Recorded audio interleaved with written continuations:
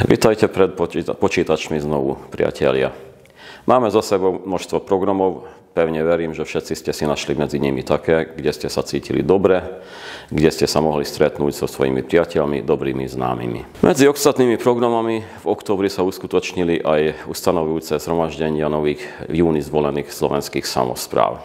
Aj touto cestou blahoželám všetkým vtedy zvoleným novým predsedom. Pevne verím, že všade si nájdete vhodné formy spolupráce tak v rámci zboru, ako aj s ostatnými partnermi, napríklad s primátormi, starostami alebo miestnymi samosprávami. Veď bez takejto spolupráce ťažko si viem predstaviť, ako by ste mohli zastupovať záujmy svojej slovenskej komunity. A aby som nezostal iba pri blahoželaní.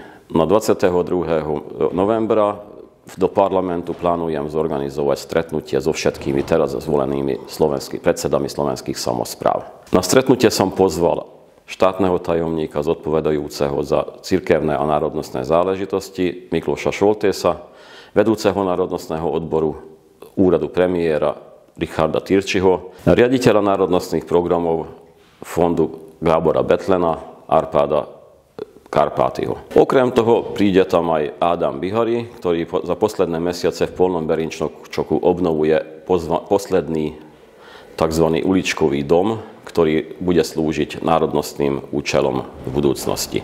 Okrem nich samozrejme je pozvaná aj predsednička, znovu zvolená predsednička celoštátnej slovenskej samosprávy Alžbeta Hullerová-Račková, ktorá nás bude informovať o svojich plánoch na nasledujúce 5-ročné obdobie.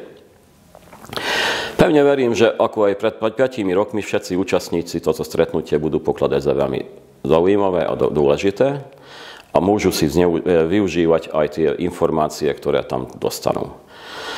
Takže na 22. novembra očakávam vás všetkých, teda všetkých predsedov slovenských samospráv do parlamentu. Do skorého videnia, ďakujem vám za pozornosť.